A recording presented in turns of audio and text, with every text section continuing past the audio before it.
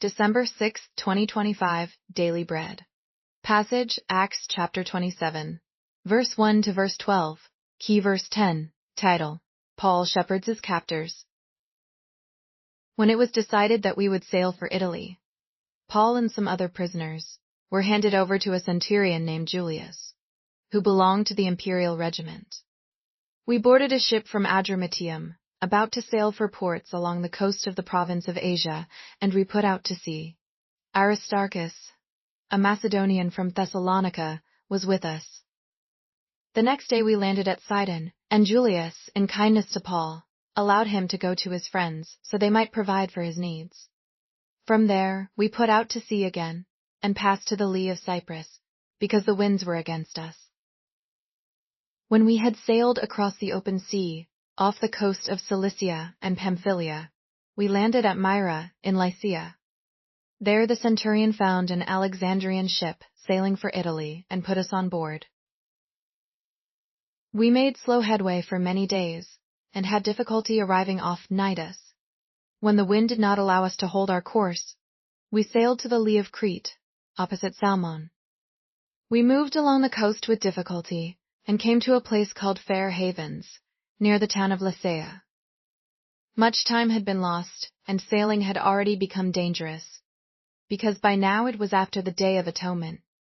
So Paul warned them, "Men, I can see that our voyage is going to be disastrous, and bring great loss to ship and cargo, and to our own lives also." But the centurion, instead of listening to what Paul said, followed the advice of the pilot and of the owner of the ship. Since the harbor was unsuitable to winter in, the majority decided that we should sail on, hoping to reach Phoenix and winter there. This was a harbor in Crete, facing both southwest and northwest. Daily Bread Message. Paul was entrusted to Julius, a noble centurion from the Imperial Regiment. They would be sailing to Rome, and Paul had friends with him, Aristarchus, his frequent traveling companion, as well as the author Luke. How valuable it is to have godly friends in our times of travel and trial. Their companionship was a blessing and provided for his needs. Who are you thankful to God for on this journey of discipleship? The journey was plagued with difficulties from the beginning, resulting in lost time. Paul was not self-absorbed, but he paid attention to what was happening around him. His shepherd heart was beating with concern for his fellow travelers, even though he was their prisoner. This was why he gave such a dire warning. "I can see that our voyage is going to be disastrous."